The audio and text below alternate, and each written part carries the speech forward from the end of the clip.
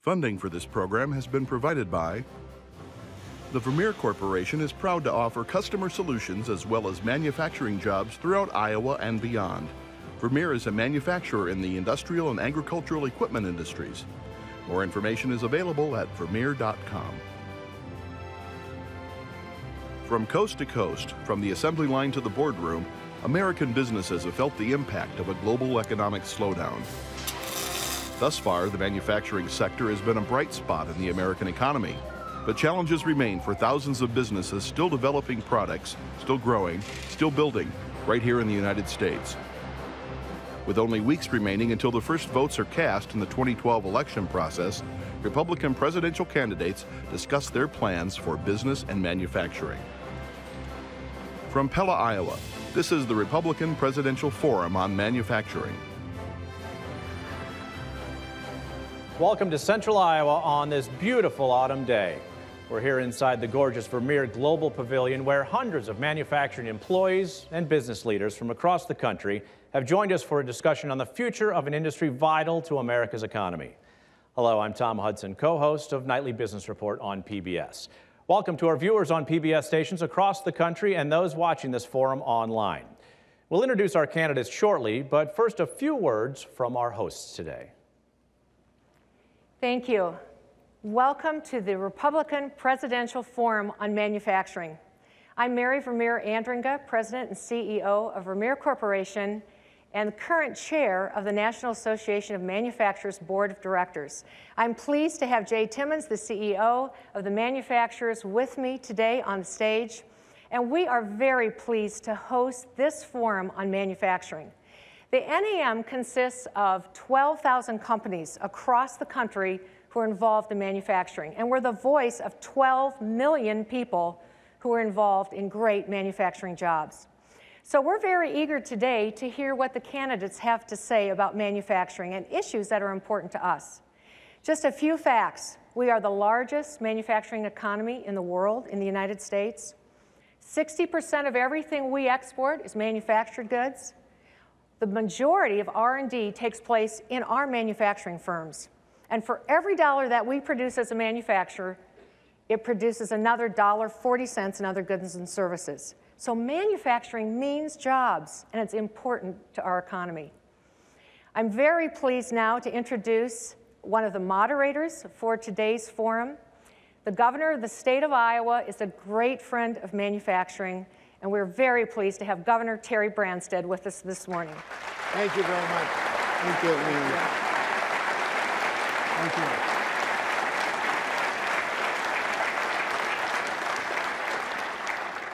Mary Andringa, thank you. We're very proud that you're the first woman to be the chair of the National Association of Manufacturers.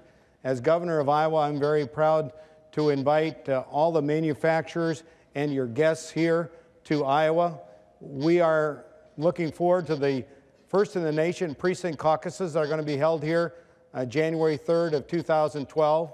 The most important issue facing America today is jobs, and the best jobs are manufacturing jobs. And so we're looking forward to hearing the candidates say what they're going to do to eliminate some of the federal impediments, some of the regulatory and tax impediments that are preventing our manufacturing industry, our private sector, from being able to revitalize our economy and creating the jobs we need to get America growing again. So thank you all for being here, and we're proud to host this in Pella, Iowa.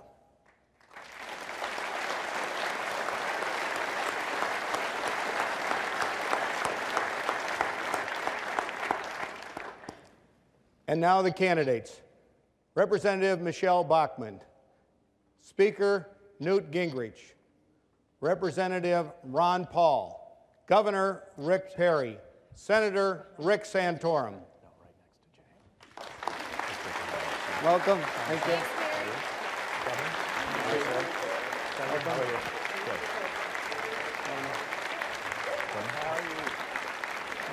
I use your pop stuff. Governor, we'll have you sitting.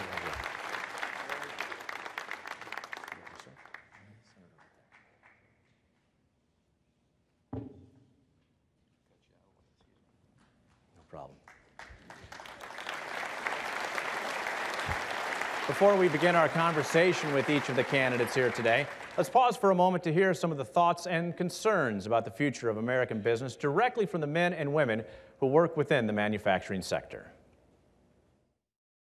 There's not a whole lot of jobs out there right now. It's a big problem. I think we need to build more factories. It's no secret that we're competing with other countries for jobs and for manufacturing. If you look at manufacturing within the United States and then look at the manufacturing within other countries, I mean, we have learned from the past. I really hope that our government is looking at ways to improve trade across the countries to make sure that we have the same opportunities to export our products as we do to import products from other countries. I'm a welder. My whole family is in manufacturing. It's our bread and butter. Manufacturing is all that I know. To my family, manufacturing means that there's going to be a constant money in our home, educations for my kids. I have 3 kids, and they're all teenagers and above, and it has supported them, got them through school, and kept them fed and with a home. Well, we're not rich by any means, but we do have a comfortable lifestyle. The money is good, and the people are great, and I love my customers. The people in Washington need to remember that there are Americans that are building cars here, Americans taking pride in what they're doing here. Manufacturing to me means making a quality product that meets the customer's end needs. As I grew up, that if it was made in America, it was the very best. And I think that's still the case. And there are plenty more Americans out there that, if given the opportunity, I believe, would take the same amount of pride in performing the work that we do. That's what we do. We make things, we build things, we improve things. That's what Americans are about. Some of the hundreds of thousands of employees throughout the American manufacturing sector. Now, the format for today's forum is unique and simple. Each candidate will have 15 minutes to answer questions from Governor Branstad and myself today. There will also be questions from our audience members here in Pella, Iowa, all focused on the future of business, American manufacturing, and American jobs. We're joined now by our first candidate, Texas Governor Rick Perry. Governor Perry, welcome back to Iowa. Thank you. It's good to be back in Iowa again. Nice Looks like to see the you. corn crop is just about out. And it's been a very good year, certainly, but not a great year for American jobs. The average American worker who loses his or her job today can expect to not find a job for 40 weeks. The election is 52 weeks from this week. Whirlpool just announced it was closing a plant in Arkansas, losing 5,000 jobs. If your tax plan was implemented with a flat tax, optional flat tax, what would that mean for those workers losing jobs today before Election Day? Well, there are a number of parts of not only my jobs plan, but my tax plan. I want to talk about the jobs plan first, about getting Americans back to work on the energy side of things without having to go to Congress, without asking anything, signing my name to executive orders and to executive actions. You could open up these western lands for our energy side of things and putting some people back to work almost immediately. When you look and see what's happened in North Dakota, Terry, when you see what's happened in the Marcellus Shale up in Pennsylvania and places in Texas where they've opened up these new shale plays, get our coal industry back to, this President of the United States, he's at war against the coal industry. So getting Americans to work almost immediately is my goal, and I got a pretty good record of that. Terry and I compete against each other from the standpoint of state against state, and we've created over 1 million net new jobs while I've been the governor of Texas, and this president has overseen 2.5 million jobs being killed, and it's been more off of the regulatory side. When you think about Obamacare, when you think about the EPA, I don't know what Vermeer has to add to the cost of one of these pieces of equipment right here just because of EPA, but I'll guarantee you it is a substantial amount of money. Governor and Perry, I've pulled back every one of those regulations since 2008 and check them for cost versus benefit, and nearly all of them are going to get pitched out because the benefit is going to be minuscule relative to the cost. Governor Perry, Whirlpool, when it announced those 5,000 job cuts, they didn't cite regulations, though. The company cited consumer demand. That was why they were cutting jobs here in the United States. But you understand why there's consumer demand being lost out there. I mean, the people have lost confidence, Mary, that they can go and risk their capital. I mean, that's what's going on in America. For 3 years, we've had a president of the United States that has sent a clear message that they do not believe in the free market enterprise of which I grew up with. They believed that if we would stimulate the economy with more federal money, that if we would pitch more dollars out into the economy, that it would create jobs. We know that doesn't work. In Texas or in Iowa or whatever state it is, we know that the way that you create jobs is by not overtaxing, over-regulating, or over-litigating, and then the small businessmen and women, or for that matter, somebody like Whirlpool, a big business, they know that they have the confidence they can risk their capital, have a chance to have a return on investment, and they hire people, and at that particular point in time, that's how you take an economy off. It's worked in the state of Texas for a decade. I think we're like the 15th largest economy in the world. If it'll work in Texas, it'll work in this country. Governor, your state leads the country in terms of wind generation, and we are a state that also generates a lot of our electricity from wind. We're up to 20% Iowa. Quick on our tail. What we would like to know, the wind energy tax credit is going to expire. It has expired 3 times previously. Senator Grassley has been a real champion of this. We would like to see it extended for 4 years. Would you support extending that? And also, would you support retaining the renewable energy standard, which has helped us reduce our dependency on foreign oil? Right. I happen to believe that the federal government needs to be completely out of the energy business, picking winners and losers. And let me share with you why. In exchange to get rid of all of those regulations that are out there, and whether you're in the oil and gas business and the tax credits that they get, whether you're in the ethanol business and the renewable fuel standard, or whether you're in the wind side, from Washington, D.C., I do not think it is the federal government's business to be picking winners and losers, frankly, in any of our energy sources. I mean, these 2 solar debacles that we've seen are pretty good examples of that. But if a state wants to, which is what we did, Terry, we put into place in the state of Texas an incentive for renewables. And the wind energy came in and took great advantage of that. It's the reason we became the #1 wind energy producing state in the country. I think if states want to compete against each other by putting those types of standards, those types of incentives in place, that is a correct and a proper role for the state. But at the federal level, I do not believe that the bureaucrats in Washington, D.C. ought to be picking winners and losers in the energy industry, or for that matter, in any other industry. They ought to get back to doing what they ought to have been doing, which is standing a good military and securing our border, and then let the states work out the rest of most of these things. Governor, I know we have a question from the audience on energy. Before we get to that, what role should the federal government play in supporting research and development within the energy industry? R&D is the one place that I would allow the federal government to continue to be engaged and to give those credits, because that's where the private sector is going to come up with the new ways to burn coal cleaner. They're going to come up with the new ways to use the DDGs in a new and exciting way for the feeding industry. They're going to be the ones that come up with the technology on the solar side or on the wind side, or energy sources that we haven't even thought of yet. R&D, absolutely correct, but the idea of us giving $535 million to some solar company just because they got a good lobbyist that could get them into the White House, that's nuts. And we need to get away from that and allow the private sector, the private sector and the marketplace to decide who the winners and the losers are when it comes to the energy industry. Governor, let's take the question on energy from Ray Millage here in the audience, or Rex Millage, excuse me. Good morning. My name is Rex Millage. I work at the Parts Distribution Center here at Vermeer. I've heard a lot of talk about energy taxes, and I have 2 concerns. The first being manufacturing uses a lot of energy, and I'm concerned how that could affect my company and my job.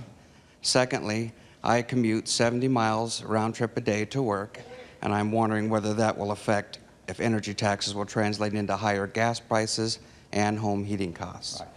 Let me just talk about the energy industry as a whole, and you've already heard me kind of broadly talk about. I'm an all-of-the-above energy guy. I think this country ought to be allowing the use of, we're sitting on 300 years worth of energy in this country. I mean, we're on a treasure trove. We're the Saudi Arabia of coal, and we got an administration that's basically said, we're not going to allow you to use it.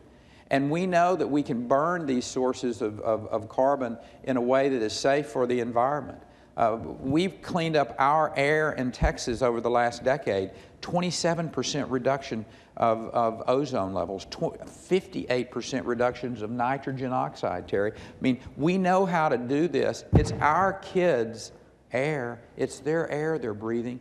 I suggest to you, Terry and his environmental officers in Iowa would do a whole lot better job of making sure that your environment's clean in this state than some bureaucrat in Washington, D.C.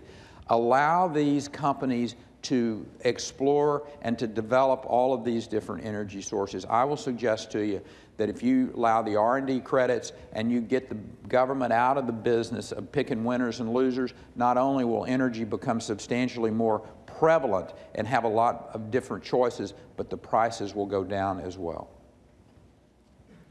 Governor, let's talk about trade policy, because the United States obviously imports a lot of that energy that Rex is talking about here. How would your trade policy encourage domestic energy production and perhaps open up new markets for U.S. coal and U.S. natural gas?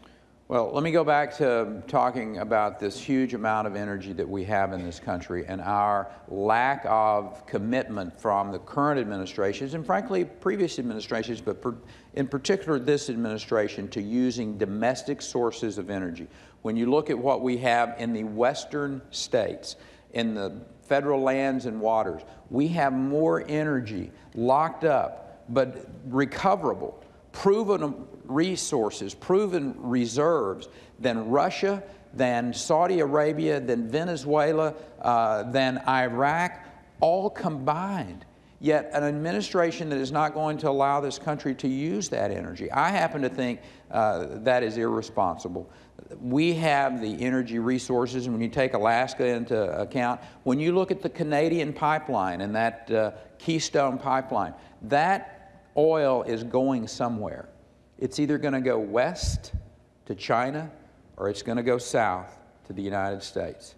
There is no doubt in my mind where that energy resource needs to go. So making America domestically secure from the oil and gas and the other energy resources makes abundantly good sense to me. We send over $300 billion a year to countries that do not have our best interests, that are frankly in some cases hostile to who America is. What a great day it would be to just say, no thank you, Mr. Chavez, we don't need your oil. Governor, how do you develop those international markets for U.S. coal and natural gas, however, of which there is abundance here in America? No, say it again, the question of how you develop international customers for U.S. domestic energy. Listen, the issue, we're selling coal to some of those right now. I'm less interested in selling that outside of the United States than I am using it here first. That is my interest. If there is a ready supply of natural gas, which we obviously have, I think we have at least 3 terminals on the Texas coast that were for bringing LNG in, and now they're being transformed into places where we can export. Haven't got a problem in the world. Love to be selling some of that North Dakota gas to anybody that wants to buy it. But we need to get America secure first before we start developing an export market. I mean, you can do both at the same time. But I'm more focused on the job creation that comes in the energy industry when we allow for that type of production of our resources, domestic sources of energy. We can do it safely, we can do it cleanly, and we can do it in a way that'll put a lot of Americans to work quickly. And to that point, the energy industry tells us they're seeing a skills deficit when it comes to advanced engineering and advanced technology jobs. They're finding unfulfilled jobs when we have a national unemployment rate at 9%.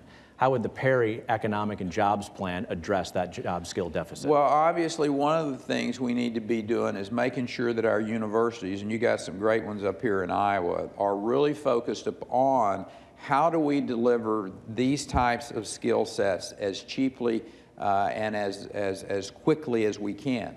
I've got some great concerns, and I'm not going to speak about Iowa, but I'm going to speak about Texas. I think it's costing way too much money for a young person to go through 4 years of college. We have allowed way too much cost to creep into the cost of tuition. I laid out an idea this last year that we ought to be able to deliver a degree that costs $10,000 total.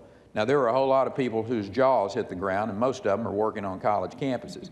But the fact is, we ought to be really bringing it home that we're charging way too much money for the education that we're giving our kids, and get focused in on these technology sides of the type of education they need, but also using technology.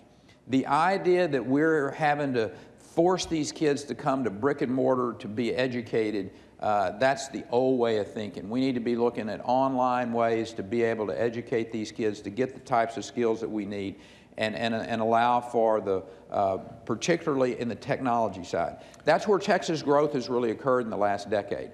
As a matter of fact, 2.3%, I think, of the workforce is in the oil and gas industry in the state of Texas. Our huge growth was in technology, and particularly in biomedical with Houston, Texas Medical Center, with UT Southwestern. So we have really transitioned our state from an oil and gas / agriculture state to a highly diversified, technology-driven economy, and it's one of the reasons that we've created so many jobs. One of the biggest impediments for jobs is the federal tax burden.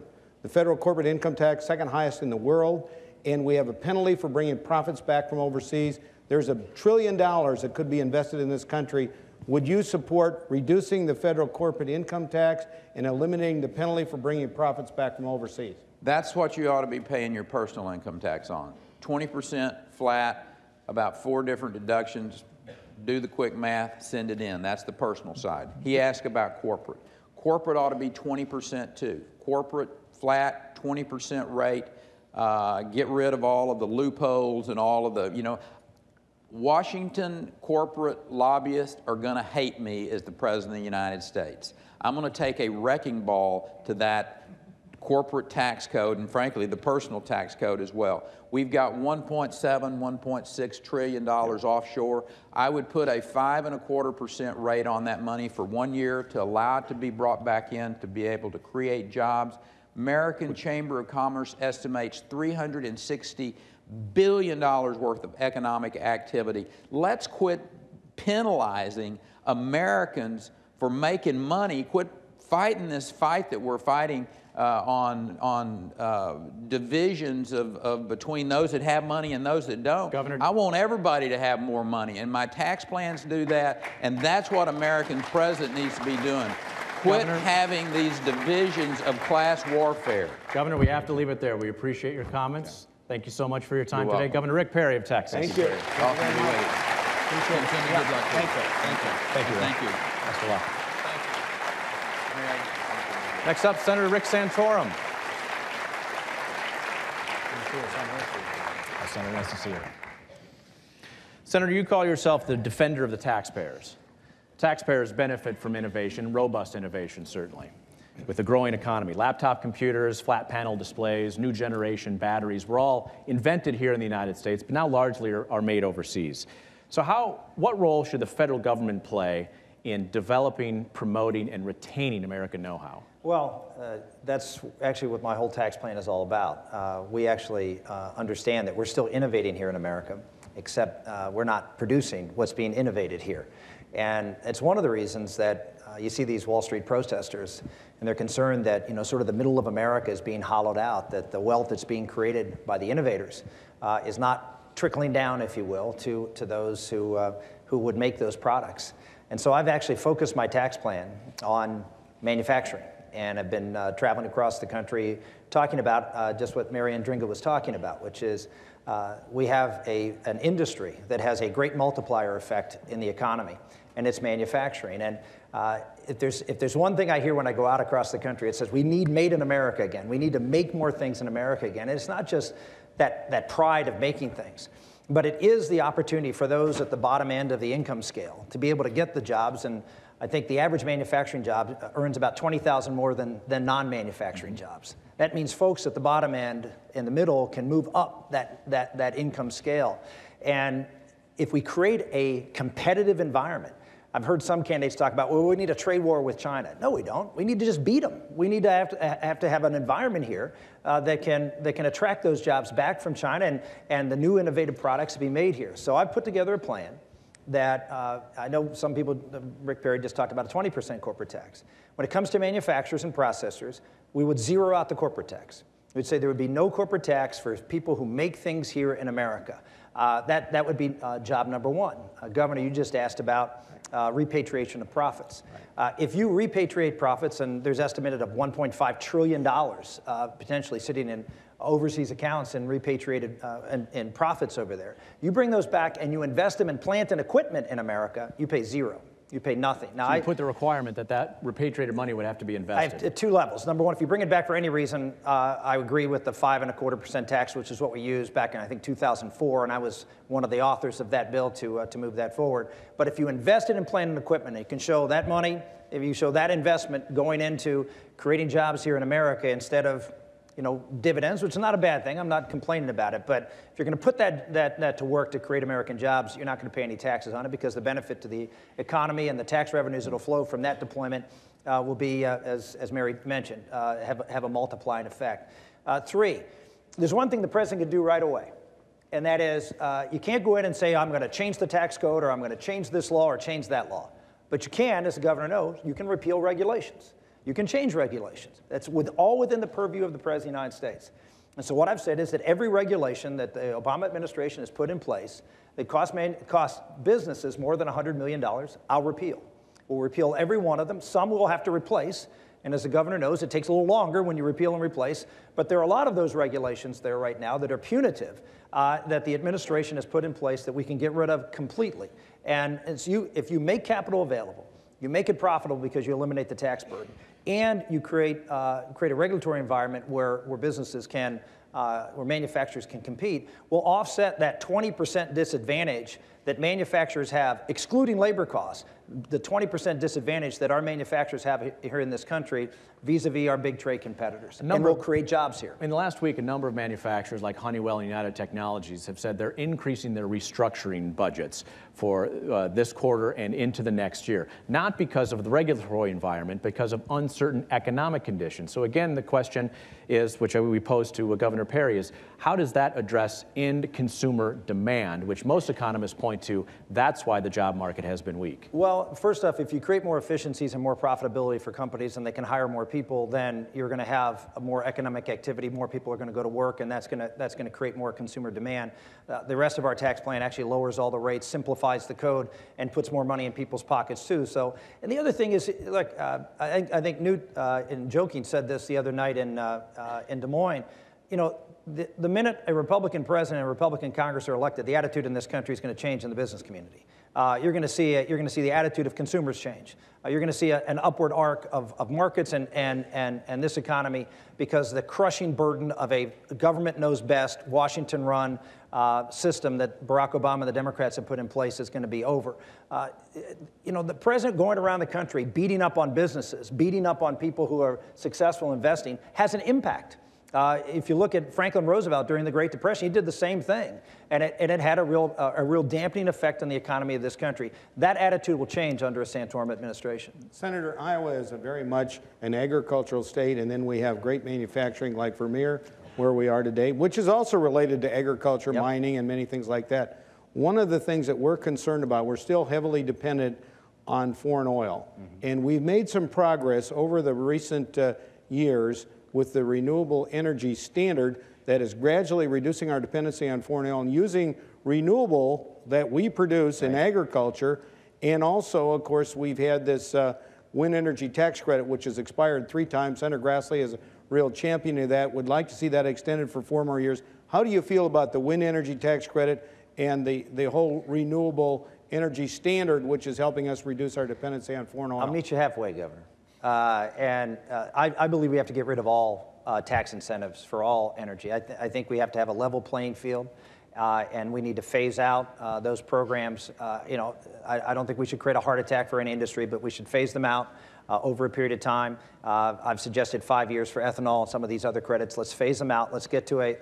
And I'm talking about not just ethanol, but I'm talking about gas, oil, there aren't any tax credits for coal. They just beat the heck out of coal. So we need to create that level playing field, number one. With respect to the Renewable Energy Standard, this is a Clean Air Act issue.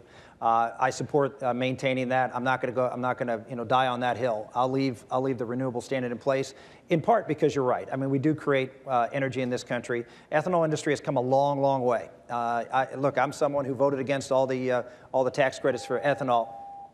I voted against all the tax credits for ethanol, and I don't know why that's beeping, but did I say something wrong voting against the tax credit for ethanol? It's a green light. Oh, I'm here in Ireland. I forgot about that. All right, I won't repeat that. I promise. I won't say it again.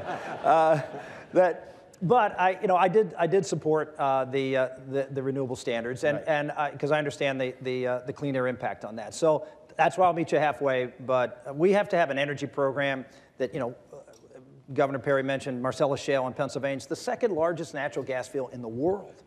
When I was in the United States Senate 6 years ago, natural gas prices were $12. They're $3.60. So when the president says, well, we can't drill our way to lower prices, yes, we can. We just did. And we can do so in oil with respect to ANWR and offshore. We need to create more jobs in this country through energy, and we have lower energy prices. We have more coal, and we have and more electrification. Manufacturing, well, that's one of the other planks of my manufacturing plan. Stable energy prices, stable natural gas prices, which are obviously disproportionately used by manufacturers. Now, one part of energy, of course, is a tax that goes purportedly to support infrastructure and infrastructure building, which is used significantly by manufacturers to get products like these to market, not only domestic markets, but international markets. What role does the federal government play in collecting those revenues and dispersing them to improve infrastructure? Well, I'm someone who believes that there is a federal role in infrastructure. I know a lot of folks think that should be left purely to the states. The problem with that is I come from the state of Pennsylvania. I think it's something like 80% of the truck traffic in Pennsylvania never stops in Pennsylvania.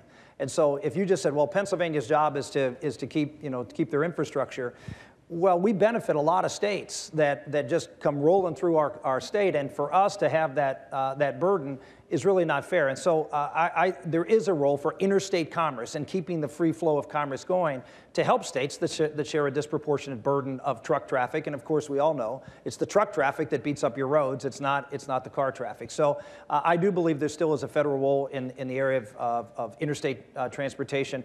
Where we've gotten a little off track is a lot of federal projects are not interstate in nature, are not supporting that type of dynamic, and we need to focus those resources in that interstate transportation, and I think the federal role should continue. Should the gas tax be indexed?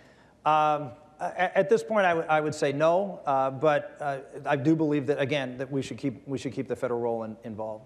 Dodd-Frank is the federal response to what happened, of course, with the banks. And we have a lot of small community banks out here. They were not part of the problem. They didn't make risky loans, yet they are being hampered and overregulated, and additional tax and burdens have been placed on them because of Dodd-Frank. We think that is one thing that's really holding back a lot of small business because they can't get the financing. What would you do about that? Well, I'd repeal Dodd-Frank. I was against it when it was being proposed. I'm against too big to fail. I think the idea of bailing out Wall Street a second time, creating that moral hazard. I always remind people that the top three, quote, top three candidates for president on the Republican side all supported the Wall Street bailout. I don't think that's necessarily a good thing for us as a party to be going out in this election cycle with someone who supported a huge government intervention into the marketplace. And Dodd-Frank is simply a redo of that, which is an opportunity for the government to, again, pick winners and losers, decide who's too big to fail, who's too crucial. That's a bad approach. And of course, what happened with Dodd-Frank was they put new regulations in place for the bigger banks and then left it discretionary to the regulators as to where they'd apply it to smaller banks. I mean, anybody see this one coming? That I'm going to apply one standard to one bank and another standard to another? It's just not what's going to happen, and it didn't happen. And you're right, it's crushing small banks and as a result, small businesses. One of the unique opportunities we have in Pella is to hear from our audience, and we have a question on jobs from Mr. Tony Raimondo. I'm Tony Raimondo of Balin Manufacturing. Thank you, I think Tony. I speak for everyone in this room. We all know job creation is really critical to stronger economic growth. What specific actions would you take in your first 100 days to promote job creation in the U.S.? Well, I mentioned before the tax plan that I would put in place, and the regulatory reform that I would put in place, and the things we would do to create energy jobs. So I just want to reiterate those things. I think one of the biggest things we can do is to repeal Obamacare. I think that is a job crusher that is creating all sorts of uncertainty. Whether, as Governor Branstad knows, I've been to 90 counties in Iowa so far, and I'll be at all 99 by tomorrow night. And as I travel around Iowa, I hear this from business people, small towns, big towns, uncertainty of what the federal government is doing, all of these plans that are put in place, what cost it's going to be, what the regulatory burden is going to be. And we can repeal Obamacare, and it's not by a waiver. Waiver is a bad idea. I know Governor Romney suggested that, but it's a bad idea. Why? Because if you allow some states to waive, and Governor Branstad, I suspect, will try to we'll get out of Obamacare, but California and New York won't. But the people of Iowa will pay for California and New York. That's a bad idea. What we need to do is repeal the whole thing, and you can repeal the important parts of it through something called reconciliation. Having a little experience in Washington and knowing how to get things done actually can pay off for the benefit of the people of this country. We can repeal all the taxes, all the spending, gut the entire program, and get it done in 4 months. That would be, in my mind, job number one in starting to turn this economy around. There's a whole host of other things we can do from, as I mentioned, from the regulatory perspective. My tax bill lowers rates and simplifies the code. I don't know if we could do a postcard, probably do it one page. Leaves 5 basic exemptions in place for children, for charities, housing, pensions, and health care. But everything else is scrubbed out of the code. We simplify it. That will create, again, an energy and a vibrancy in the marketplace that will help turn the economy around. Senator, and it can pass. Just a couple minutes left here. You mentioned your hope to repeal health care reform. Yeah. Prior to the passage of health care, many small businesses would cite one of the barriers of hiring was increased year-over-year, double-digit cost increases for providing health care. You repeal the reform that's on the books now. What do you replace it with? Yeah, this is one I've had, again, a lot of experience in. Way back in 1992, I joined a guy by the name of John Kasich, who happens to be the governor of Ohio right now. And we introduced the first bill called medical savings accounts. It is now called health savings accounts. But the whole concept back then, and I've been an advocate of this for 20 years, is consumer-driven health care. The bottom line is that we have a health care system right now where the consumer is disconnected from the price of the good. And when you do that, you're going to have waste, you're going to have inefficiency, you're going to have fraud, you're going to have all sorts of problems. And that's why we spend more on health care than any other nation in the country. Unless we get the consumer back involved, unless we have high deductible plans where consumers are out there participating actively in the marketplace with respect to pricing and quality and all of those things, then we're going to have the opposite occur, which is government top-down. That's what Romneycare, Obamacare is all about, is government top-down regulating the marketplace. And if consumers don't, someone else is going to have to, and ultimately it will be the government. And so that's the choice we'll have to make. I'm excited about going out, and as I have across Iowa, and talking about the consumer-driven healthcare model, and as really founded in the American experience. I mean, it's founded in believing in free people, believing in free markets, understanding that government controlling people's lives does not lead to a better quality of life, doesn't lead to even equality. What improves the overall quality of people's lives is trusting markets and consumers. Senator, we appreciate your time. Thank you for joining us. Appreciate it. Senator Rick Santorum. Thank you. Thank you, sir. Representative Michelle Bachmann.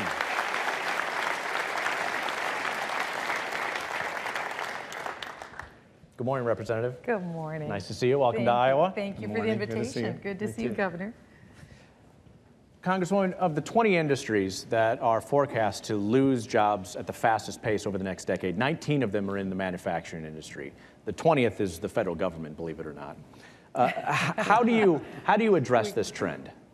Well, what we need to do to address this trend is to get our economy and to get the manufacturing business sector in one that would actually work. And I think that this is something that the National Association of Manufacturers has already identified. They've said this is the lifeline that we need. In other words, we need the federal government to get off our back when it comes to taxes. You're taxing us to death. You're making us uncompetitive because the United States manufacturing is 20% more difficult, less competitive, you might say, than their 9 leading competitors around the world. Next, the regulatory burden is out of control. Steve Jobs recently said this to President Obama. He said, "You're killing us with regulations." It's true. Tort reform is a must-do. It costs our GDP 2% of GDP just to deal with tort reform and lawsuit abuse. I'm a former federal tax lawyer. I see the lawsuit abuse all around me. And again, something else that's really hurt manufacturing is the lack of affordable, accessible energy. So we need to have an all of the above energy strategies so we can have tremendous resources here in our own backyard. All the economists will point to aggregate demand, that economic term. In other words, consumer demand for products. That has been the stagnant part of this economy, and that has hurt the job growth. It has hurt manufacturing. It's hurt many industries. How do those policies wind up addressing consumer demand?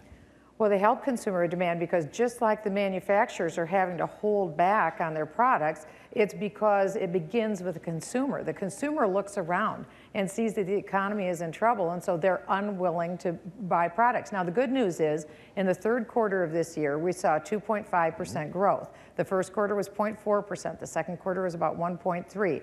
But still, 2.5 is fairly anemic. With the kind of recession that we had, we should have been seeing 5% growth. So this is something we can see, and the United States has about 5% of the consumers for manufacturing. 95% of the consumers are outside of the United States. So we want to make sure that American manufacturers have access to their markets. What would you like to do in your first 100 days in the Oval Office when it comes to international trade? Oh, easy. What I want to do is change and reform the tax code. Again, I'm a private businesswoman. My husband and I started our own profitable company. We think profit's a good thing.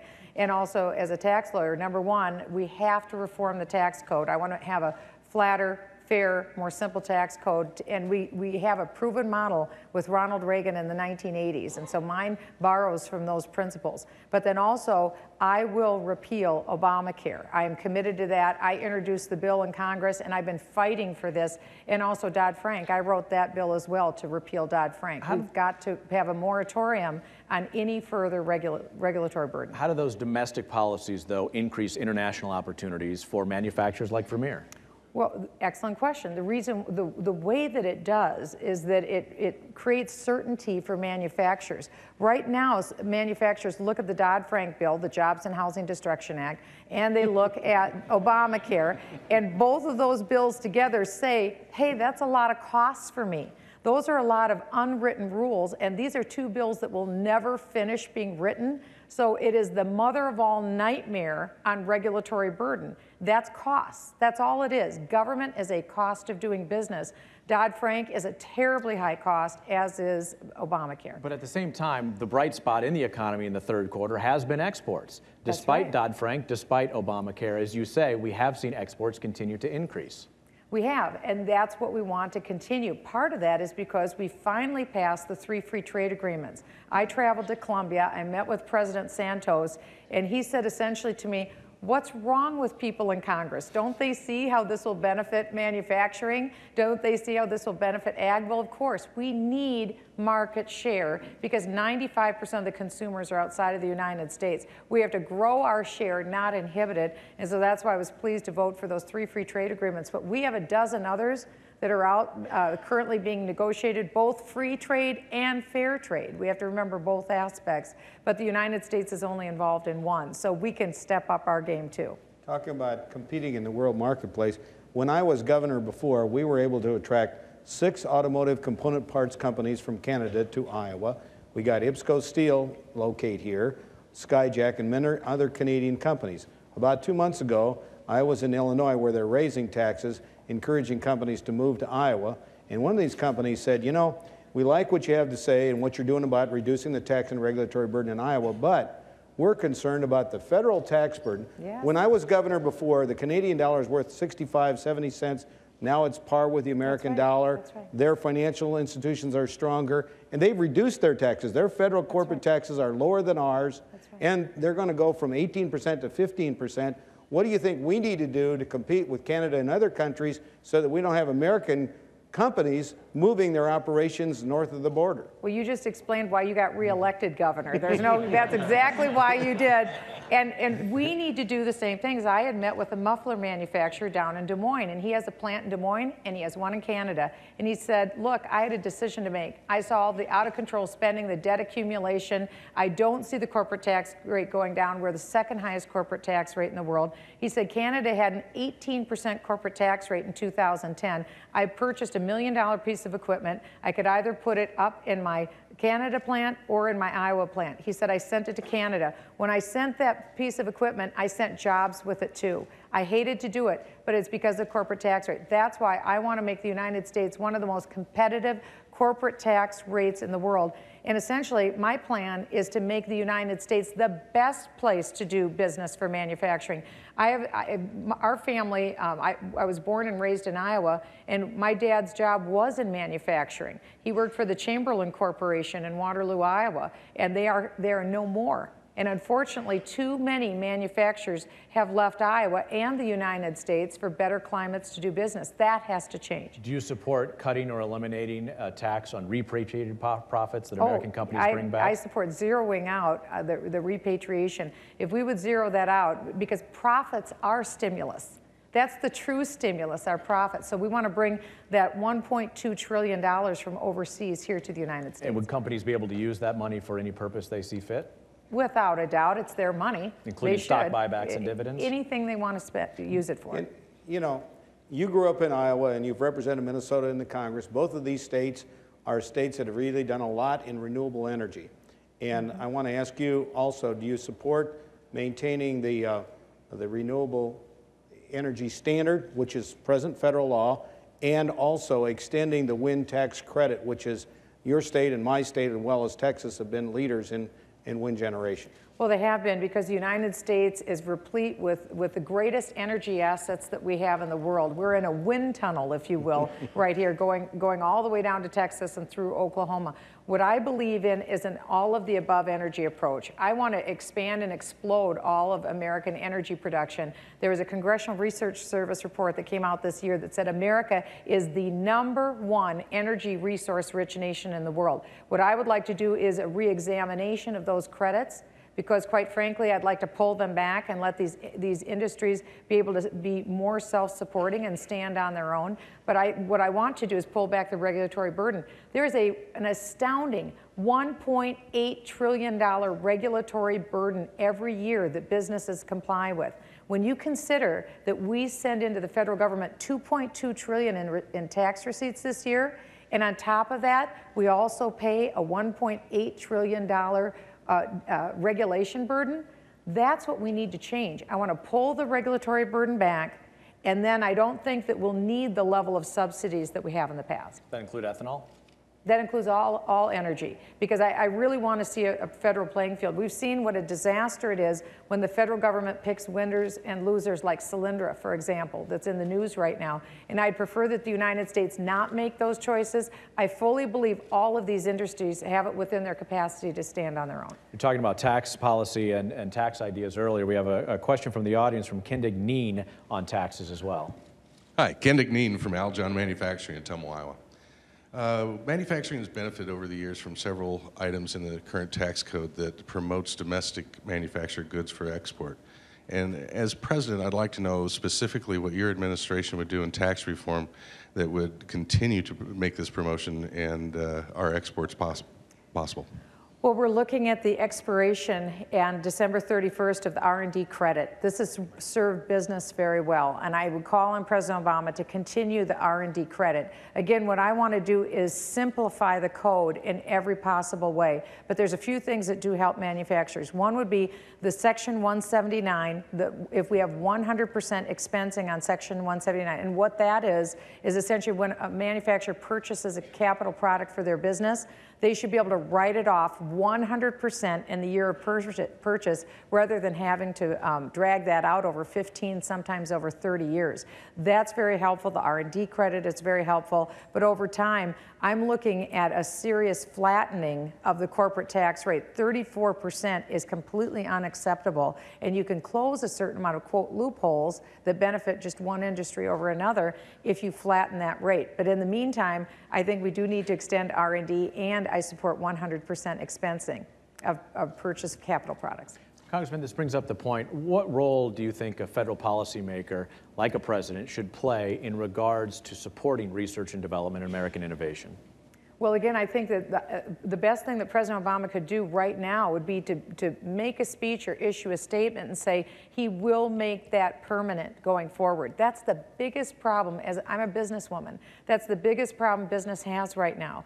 They have no idea what's going to come out of Washington, D.C. when they wake up in the morning. And that's why we need to have an immediate moratorium on regulations. It's killing us. And we also need the president to make some statements that he's going to bring some certainty back into the regulatory world, and for taxes, that there won't be new taxes. You've indicated you support repeal of Obamacare and also tort reform, both good things, I think, for the health industry. What would you do on the positive side to try to get people to take more ownership of their own health and to reduce health care costs? Because increasing health care costs is a tremendous drag on manufacturing, and it actually hurts all consumers in this country. There's no question. I was at Carver Pump earlier this week, and that's what they told me. They've actually increased their efficiency dramatically without hiring new employees, but they've also expanded their product line. They've been able to do that through efficiency, but their biggest burden is health care.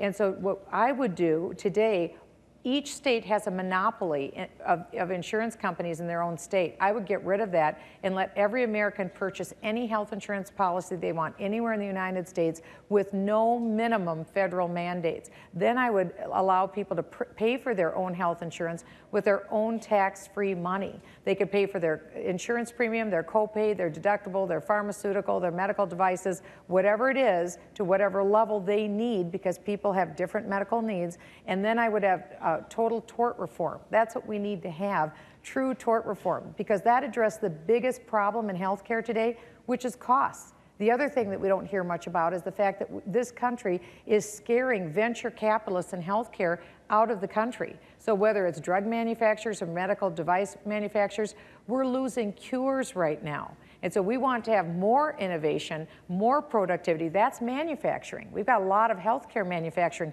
but we're scaring it out of the country with our unreasonable debt burden, our regulatory burden, and also our tax code. Let me ask you about healthcare, though. You're calling for an individual market, then, to develop, a robust individual market. Yes. But we have seen this health market that's developed today that manufacturers and companies in all industries are dealing with, that size matters. If they can buy in bulk, they'll get better discounts for the company portion of the insurance as well as for the employee portion. How do you ensure that the cost structure of an individual market doesn't run out of control? Well, associated health plans. They work very well, and that's something that people can easily join. Again, the federal government hasn't been helping to reduce costs on business. They've only gone the opposite way. They've heaped burdens on business. And so my approach as President of the United States would be to work with business and make their life easier. I want manufacturing to succeed wildly. That's my goal. I don't want to see manufacturing be the servant to government. I think government needs to serve the people, and manufacturing is a backbone of our economy. Finally, I want to ask you about productivity. You mentioned Carver Pump in Muscatine, Iowa, that you visited earlier.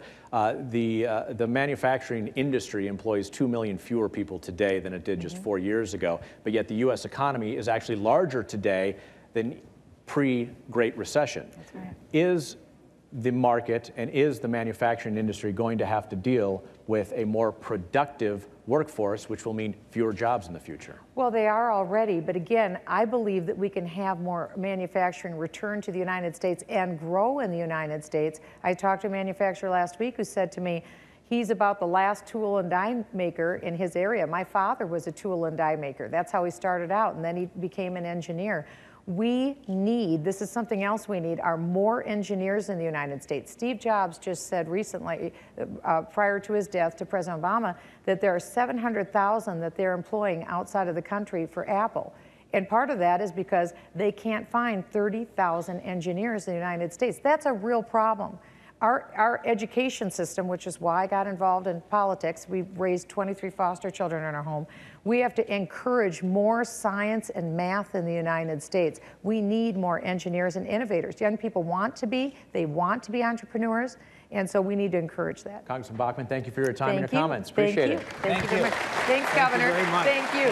Thank you very much. Thank you. Up next, Congressman Ron Paul of Texas. Hey, Ron. Good luck. Thank you. Welcome, Congressman. Welcome to Iowa. Thank you. Congressman. Good to be here. Thank you.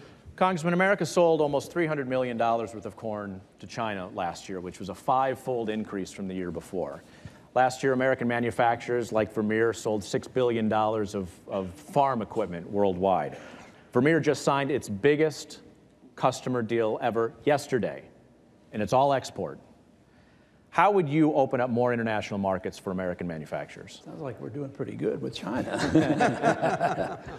Well, what you have to do is be more competitive, and we're less competitive to be the world producer because we have too much taxes, too much regulation, but it's also involved with a monetary system. When a country becomes the issuer of the reserve currency of the world, unfortunately, the biggest export is money. So there's a temptation to buy from overseas, increase your current account deficit, and then you go to consumption. That is our disease. We've been doing that ever since we've been issuing this paper currency since 1970. It's gradually getting much worse. So if you don't look at the regulations, the taxation, trade policy, and monetary policy, this is going to continue to get much worse. To the point of monetary policy, Congressman Bachmann mentioned a 2.5% economic growth in the third quarter.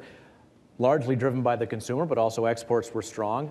Exporters like Vermeer have been taking advantage of the weaker U.S. dollar. In fact, Vermeer says that part of the reason they were able to sign the big contract this week was because of the lower dollar. The international buyer was able to take advantage of this. Yeah, when you get a lower dollar, it works for a little while, but it's not a solution. It's just temporary. And when you have everybody putting their money at different rates, everybody has competing devaluations. But it only lasts because we already see price inflation coming back here. So you lower the dollar, prices go up, and it cancels out the temporary benefits. So we really have to start talking about, if you want a more balanced trade and a fairer trade system, you have to have a commodity standard of currency. Otherwise, you will always have these competing devaluations, and then everybody's going to be unhappy, and then they're going to ask for trade wars. And we've already started. Look, there are tariffs being put. Brazil has put a 30% tariff on Chinese goods. So the trade wars will be devastating. So the only way you can solve that is solve the problem with the currencies and the devaluations. Do you support the trade deals that were just signed?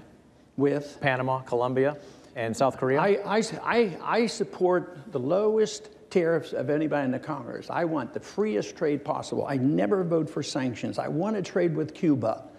But I do not like international arrangements because it is sacrificing our sovereignty. The WTO is, you know, on occasion they give us lower tariffs, but most of the time, more times than not, you go there to retaliate, and I'm not for that. I'm not for another level of government.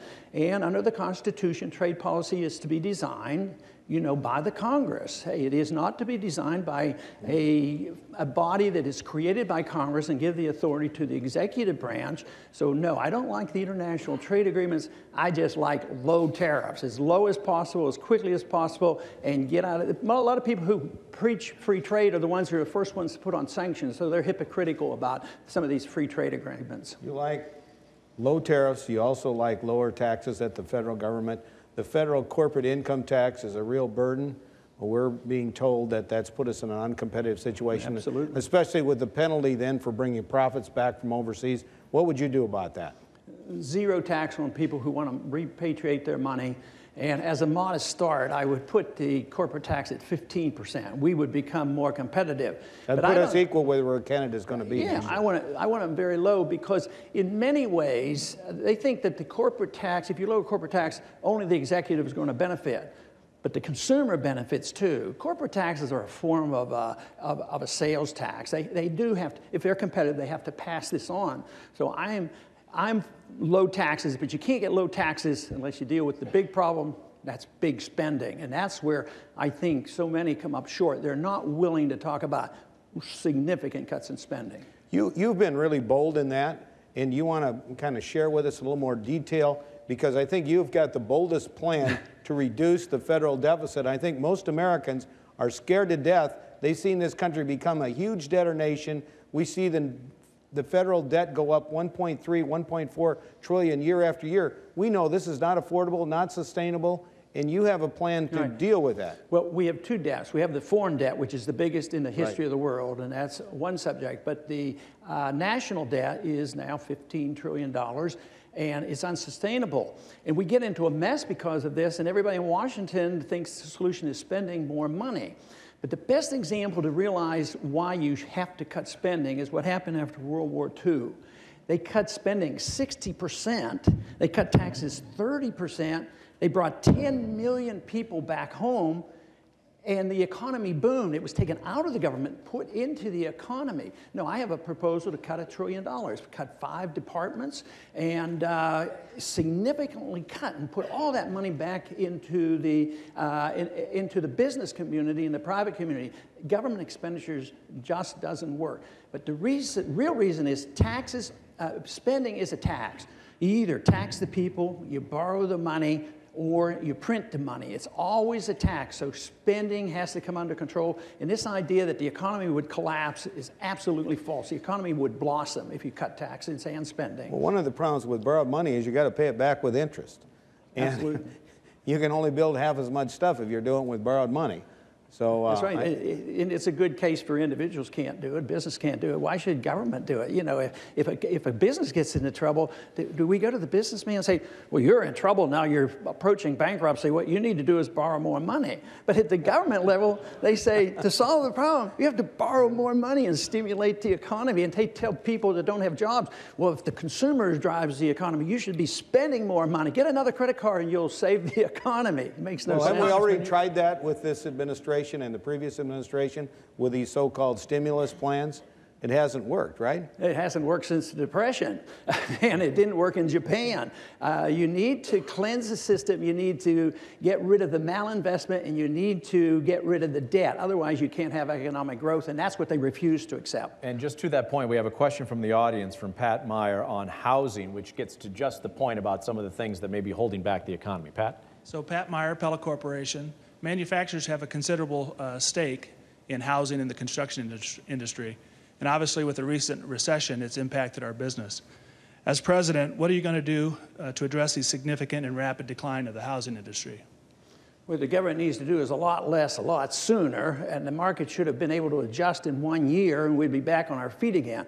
We need to get out of the malinvestment and the incentive to make mistakes. That is, when you're subsidizing housing interest rates like Fannie Mae and Freddie Mac and you create too much credit, you always get a bubble. So you have to get rid of the bubble. You have to get those prices down where people will go back in and buy these houses. Poor people maybe can buy a house again that has saved. But to stimulate housing or keep the government involved in giving artificially low interest rates, absolutely wrong. It will perpetuate the problem. You need to get that system where housing prices go down, and then we'll go back to building houses again. You talk about artificially low interest rates in housing because of government involvement in Fannie Mae and Freddie Mac guaranteeing home loans. The Treasury market, the Treasury Department can borrow at less than 4%, borrow that money for a decade. That's not being withheld. That's not being artificially held down. That's what the market is saying it can bear. You're a free market guy. I mean, the market is saying that interest rates ought to be low. Yeah, but it's all artificial because the Fed's there pumping QE1, QE2. There's nothing market-oriented with our interest rates, and that's how you created the bubble. I mean, most everybody in Washington now concedes Bernanke kept interest rates too low too long. So what was the solution? Lowering to minus. I mean, we have an inflation rate, not at 3%, it's much higher. And interest rates, banks can borrow money for less than 1%. So they're getting it at negative rates. So it is all artificial. Most business people know that you don't put on wage and price control. It's very damaging to the economy. But generally speaking, everybody accepts this notion that the price of money is not to be left to the marketplace. And it's always regulated. It has been since we've had this Federal Reserve, much more so in the last 40 years. But if you regulate the price of money, believe me, you're going to have malinvestment, too much debt, and you're going to have bubbles, and you're going to have a recession. And if we don't understand the business cycle, you can't solve the problem of the recession. That's my contention. Congressman, what does the short-term cycle look like under a Paul presidency? if you're able to put in place the type of monetary policies that you are, leave alone that monetary policy is usually in the garage of the Federal Reserve. But you have to deal with the monetary policy. If I could have my daughters have the way, it took about a year after World War II, 46. The unemployment rate was quite low. Economic growth was booming. I would say a year and a half, but it will be prolonged. In 88 and 08 up until now, nothing has been solved. But the time at the World War II, you had a growing youthful population. You didn't have the burden necessarily of Social Security and Medicare, and you had America as the top economy, developed economy in the world. It's much different this generation. Well, why? It's because we've wrecked the economy. We have young people graduating from college with $1 trillion worth of debt, and there are no jobs. So there's a young population there begging and pleading for jobs. And that's what we have to do, is create it. No, I wouldn't say that the conditions are different. Markets work, whether you have people, no matter what the age is or what the conditions are. On the market principle, if you cut spending and taxes and regulations and do the right things, the jobs will become available, and there'll be people there to work. Right now, I still get people looking for workers coming in because our people aren't trained. So yes, we'd have to have a workers program. A booming economy would have a requirement for more labor. But under these conditions, it's not going to be solved. That I'm certain. Congressman Paul, some of the young people in the Occupy Wall Street group and whatever are demanding that their loans be forgiven or dramatically reduced. And how do you feel about that? What would that do? Would that make things better or worse? Well, it would just be more interference. It was created by the government, by Sally Mae, and all. No, they shouldn't be given. We should give them jobs so that they can start paying that debt down. But that's where our real problem is.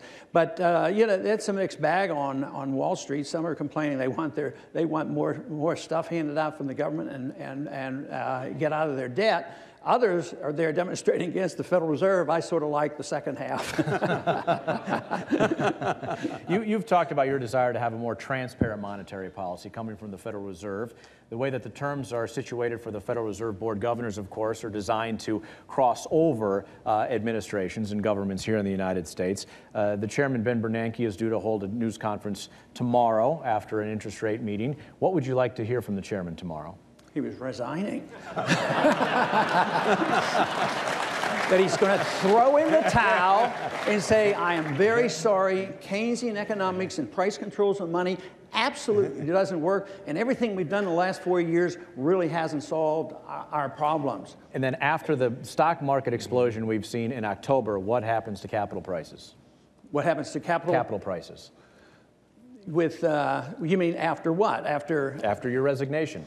Well, it's going to be steady, healthy growth, but it will be based on value. It will not be based on speculation. You won't see up 300 points one day and down 400 the next day, because that is not value. That's pure speculation, but you have to have a sound currency. The currency is the measurement of value, and if the currency isn't sound, this is what you have. The prices fluctuate because it's the currency that is unsound, and internationally that is the case. We're witnessing the destruction and the elimination, the end stages of the dollar fiat standard of the past 40 years. It's a big event. It's worldwide. The dollar is the reserve standard of the world. Everybody holds dollar. It's not a United States problem. It's a Greek problem, Spain problem, Japanese problem. But it's a monetary policy. That is what has created the monster that we're dealing with today. A lot of what we're seeing, you know, the analysts are saying the stock market's fluctuation has a lot to do with what's going on in Europe and their huge debt problem. And is it your analysis that we're headed in that direction when you look at the debt situation in Greece and Italy and Spain and all of those European countries? Is that the direction we're headed if we don't change directions? We are, and it's going to be much bigger and much worse. But right now, the dollar is still respected compared to a euro and a yen, and people will still take it. But the dollar is very vulnerable. The dollar bails out everybody. and it bails us out domestically. We will be involved overseas with that European thing. They say no, but we're in the IMF. We bail out. There's a limit to how much weight you can put on the dollar. You know, when the crisis hit in 2008, the Fed was very much involved. We did get some information. They dealt with $15 trillion worth of credit. Congress only messed around with a simple little $1 trillion that they gave away to their friends. 15 trillion, 5 trillion of it went to foreign central banks and foreign governments. And they didn't want to tell us a thing. That's why you have to have transparency. And the American people are with me on that, because the percentage of people that want transparency of the Fed, about 68%. So, and I think that's very healthy. Congressman Paul, thank you for your comments. Appreciate it. Thank you very much. Thank you very much. You bet. Thanks. Thank you, Congressman. Appreciate it. Thank you. Up next, former House Speaker Newt Gingrich. Speaker Gingrich. How are you, sir? Welcome to Iowa. Good to be here. Thank you. Terry, good to be back. Being here. Speaker, you spent some time in the classroom as a professor. The U.S. economy has 6 million fewer jobs today than it did 4 years ago. 2 million of those, a third, have disappeared from manufacturing, from this one sector. Yet many manufacturers report not being able to fill advanced manufacturing positions. How do you begin to address that skills deficit? You attach a mandatory training requirement to all unemployment compensation. And you say, if you need unemployment compensation, fine, but you have to sign up for a business-offered job training program. If you had 99 weeks of unemployment, that's the associate degree. In 99 weeks, you could train virtually anybody. You establish the principle, we do not give people money for doing nothing. Where does the funding come from for the training? You go to the businesses. You say to every business in this country, we're going to provide you free personnel. You can offer distance learning. You look at the University of Phoenix, you look at Kaplan, you look at what the National Association of Manufacturers has done with distance learning. But you say to people, if you took the amount of time we have paid people to do nothing for the last 6 years, you would have the highest human capital in the world in the American workforce. Now, you combine that, as I do at newt.org, with 100% expensing for all new equipment, so you could write it off in 1 year. And you'll now have the most modern manufacturing equipment in the world with the best trained workforce in the world. And at that point, you tell the Chinese that you know they have a crisis and you'll try to counsel them. What's the direction of American wages at that time? And what's the direction of American wages at that time, and what does that do to the competitiveness for manufacturers? If you have the best trained workforce in the world with the most modern equipment in the world, wages go up because your productivity goes up. You know, there's a study that just came out of the Boston Consulting Group, I think it's in August, that says by 2015, South Carolina and Alabama will be less expensive than coastal manufacturing in China if you take total cost. Because it's not just what do you pay the person, but it's what's the cost of the equipment, what's the cost of logistics, what's the cost of all the other factors. There's no reason we can't rebuild America at a remarkable speed. We've done it before, you know, but we have to have a totally new attitude in Washington. And frankly, as the governor knows, in states, in local communities, I mean, we're not going to remain the post-World War II America coasting because we're so dominant. We're going to have to go through a period of very fundamental change in our policies and in our institutions. To that point, let me ask you about long-term unemployment. Apologies, Governor, but I need to follow up here. Long-term unemployment, almost 40 to 50% of people who are unemployed today have been unemployed for 6 months or longer. Is that a structural economic issue? In other words, is there something structurally wrong with the U.S. economy that people are not able to find jobs? Yeah, look, there's something very structurally wrong with the U.S. economy. It's called the U.S. government. I mean, when you have a Food and Drug Administration which cripples your ability to bring new products to market, you have an Environmental Protection Agency that runs around Iowa trying to convince farmers there shouldn't be dust on dirt roads. You have, and driving up the price of electricity everywhere in America. You have an anti-petroleum and anti-coal administration in the richest country in the world for energy. You have a tax code which is anti-manufacturing. You have a Labor Department which is anti-manufacturing. You have a National Labor Relations Board that wants to put Boeing out of business in South Carolina. I mean, go down the list. This country has been maniacally anti-jobs. Obama is a left-wing radical who believes in class warfare, and then he's surprised that everybody who he's attacking doesn't create jobs. What did he think was going to happen? I mean, you can't go around the country and blame everybody who creates jobs and then say, now, gee, why don't you go out and take the risk with your capital and spend the next 5 years of your life creating jobs so I can attack you even more? As governor, and there's a whole lot of new Republican governors that came in across the upper Midwest. We've been working to reduce the tax and regulatory burden, bring jobs to our states, but we've been hearing concerns that, well, the tax burden at the federal level and the regulatory burden, you've already talked about the regulatory burden, but that federal corporate income tax and the penalty for bringing profits back from overseas is causing a lot of American companies to say, maybe we ought to just move our whole operation to Canada or some other foreign country instead of investing and creating jobs here. What would you do about that? Well, I mean, first of all, your analysis is exactly right. And by the way, here, you had a great year with the budget. I mean, you've done a great job of getting Iowa back on track again. And if Washington were doing as well as you're doing, we'd all be at 4% unemployment and happy as we could be. One, you should repeal Dodd-Frank immediately. It is killing small banks. It is killing small business. It is killing housing. Two, you should repeal Sarbanes-Oxley. I just had a major multinational say to me, they'd love to be headquartered in the U.S. It would cost them 2% of gross sales for compliance. And Sarbanes-Oxley produces no useful information, produced none in 2008. Three, I think you've got to look at a fundamentally new tax code. At newt.org and our proposed 21st century contract with America, I'm for zero capital gains tax, which would bring hundreds of billions of dollars back in the U.S. and would mean zero capital gains tax also at the corporate level. I am for eliminating double taxation of dividends. I'm for a 12.5% corporate tax rate, which is the Irish tax rate, which would liberate, I think, about $700 billion of the $1.2 trillion that's currently locked up overseas. As I said earlier, I'm for 100% expensing of new equipment, abolishing the death tax, and an optional 15% flat tax on the Hong Kong model, where they have for years now allowed you either to keep the current deductions or go to a flat tax, and they found it to be a very successful model to let people make the choice. Mr. Speaker, on the repatriation of U.S. company money overseas, would you put any limitations on how those corporations use that money? No. I mean, buybacks, dividends, salaries. What do you care? Bonuses. I mean, if they bring $700 billion back to the U.S. and they do it as buybacks, okay, that means they gave all that money to Americans to do something with. I mean, why would you want some Washington politician or Washington bureaucrat setting moral judgments about how independent private firms spend money they've earned?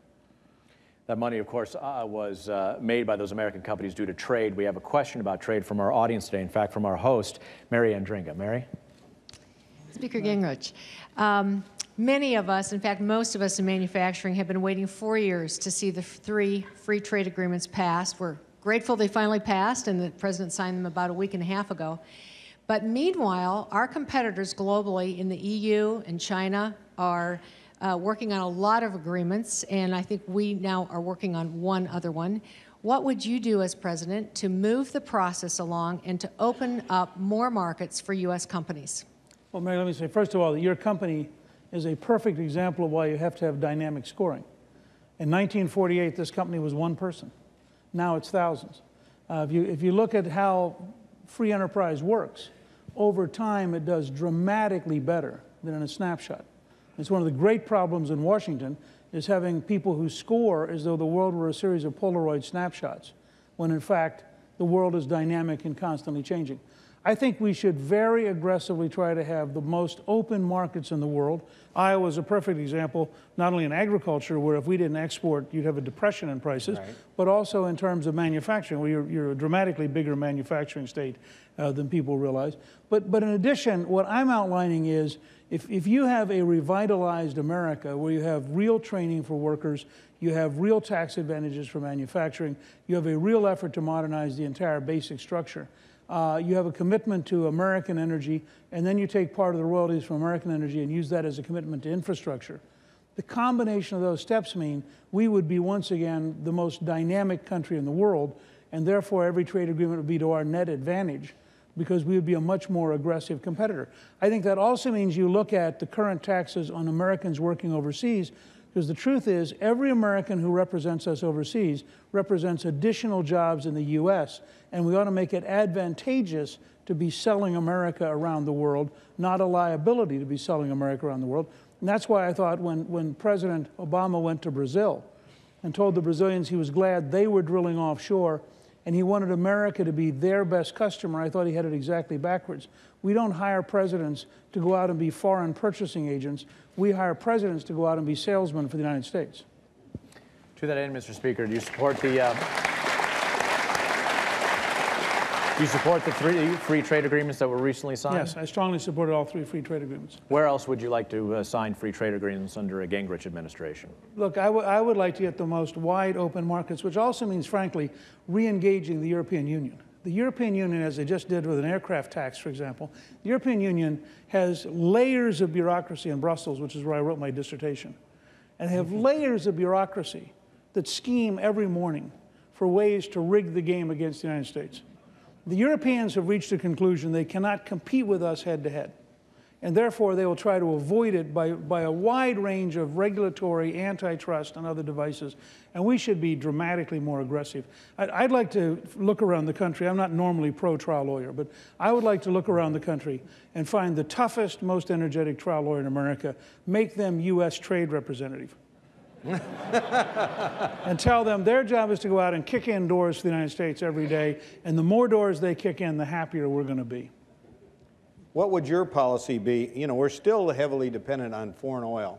What would your energy policy be for the United States? How do we become energy independent and reduce the stranglehold that the Middle East and so many of these other countries have on us? And how quickly do you think we could become energy independent? I think we would be energy independent much more rapidly if we abolished the Department of Energy, which has failed totally for over 30 years, fundamentally reformed the Bureau of Land Management, fundamentally reformed the Department of the Interior, adopted a policy that said pretty straightforward. This country has more total energy than any other country in the world. More than Russia, more than Saudi Arabia, more than Canada, more than China. Massively more. Here in Iowa, 20% of the electricity comes from wind. Right. Okay? I voted for Gasohol in 1984. I voted when Ronald Reagan signed it, and we did it deliberately. We decided that it was better for money to go to Iowa than to Iran, better for money to go to Saudi Arabia, to South Dakota than to Saudi Arabia. I still believe that, and I'd like to see some kind of encouragement for every vehicle to have flex fuel capabilities and every gas station to be a fuel station, not just a gas station. Now, having said that, I'm for drilling offshore. I am for the development of natural gas. I am for the use of coal, and I would encourage the development of green coal, carbon sequestration, using that for tertiary recovery in the oil fields. You look at Alaska. You don't have to get tied down in a fight over ANWR. We own 69% of Alaska. That's 1.5 Texases. I said this the other day to Governor Perry. Said, I don't want to offend you, but you know, Alaska is more than twice the size of Texas. If you set aside half of Texas, you said to the environmentalists, you get to take half of Texas and Alaska. Tell us the half you love most. That leaves you a state area the size of the state of Texas to develop. Largest coal reserve in the United States is in Alaska. The Chukchi Sea, not ANWR, the Chukchi Sea off Alaska has as much oil and gas as the Gulf of Mexico. I mean, it has taken a maniacally anti-American energy bureaucracy, a truly stupid litigation system, and a president who routinely attacks American industry to keep us from being energy independent. There is zero reason we couldn't create millions of new jobs, hundreds of billions of dollars of net income for the United States, and do so in a way which, by the way, really builds up manufacturing. Because if you're going to develop oil, gas, et cetera, you have an entire manufacturing base providing the equipment to do it. Mr. Speaker, with those kinds of ideas and with renewable tax credits for renewable energy, ethanol subsidies, what role does the federal government play, in your mind, about supporting research and development when it comes to energy policy and, quite frankly, picking winners and losers? Let me make a distinction. I think there's a big role for the National Science Foundation, the National Institutes of Health. When I was Speaker, while we were balancing the budget, we doubled the size of NIH. We should have, in retrospect, tripled the size of the National Science Foundation. If you're talking about basic research, the U.S. government is enormously important. If you're talking about encouraging the development of certain activities, it's legitimate. This goes all the way back to Adam Smith and the Wealth of Nations. It's legitimate to have biases in the system in favor of what you want, whether it's building the Transcontinental Railroad by giving away land, or it's by developing airlines by paying for postal air services. There are a lot of things you can do that don't pick winners and losers. They create an environment and they say to everybody, go out and compete. This is where we want you to go. Now go compete and do this. But we want to have an attitude, I think, that says the federal government does basic research, If you're going to have a tax credit, frankly, it ought to be for at least 10 years because you want a long enough time horizon that people make capital investments. When Congress passes 1-year and 2-year tax credits, it is a tremendously inefficient way to subsidize something because you never get any capital investment and any momentum because you have no planning horizon. And this is why we need... That's the problem right now with the wind energy tax credit. Exactly. Senator Grassley and others would like to see it extended 4 years. Would you support that? I would like to see a minimum 10-year tax credits with a rolling annual renewal like football coaches. Okay? I mean that's a pretty good model to keep people focused. But having said that, my candidacy more than anything else is about the scale of fundamental change it takes to rebuild America. And you can take this as one example. I tell everybody, I don't ask anyone to be for me, I ask them to be with me. And the difference in part is we're going to have to spend 8 years reminding Congress every day that petty, parochial committee behavior is destructive of the United States. Passing an annual tax credit is really good for the leverage of that committee and really stupid for America. And I think as a former Speaker of the House, I have a unique standing to explain the legislative process to the legislators. And as president, I would seek to fundamentally change the current congressional behaviors, which I think are destructive to the United States on a bipartisan basis, because they maximize the selfish power of the legislators and minimize the general interest of the country. Mr. Speaker. We'll leave it there, sir. Our time has run out. Thank you very much. We'll have you stay right there for the time being. Thank you very much. Speaker Newt Gingrich. Well, a great program, and thank you everybody here in lovely Pella, Iowa, and thanks to all our candidates for the time and attention and the insights, and thanks of course to the Iowa Governor Terry Branstad, as well as the entire team here at Vermeer Corporation in Pella, Iowa. We couldn't ask for better hosts. Thank you so much.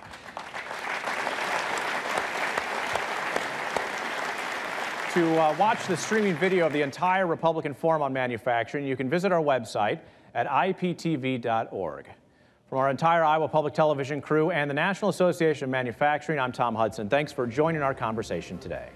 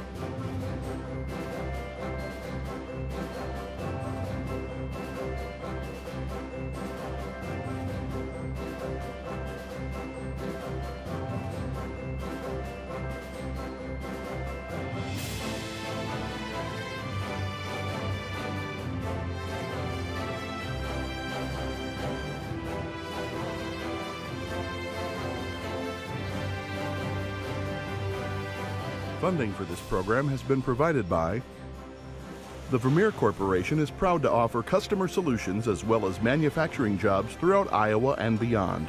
Vermeer is a manufacturer in the industrial and agricultural equipment industries. More information is available at vermeer.com.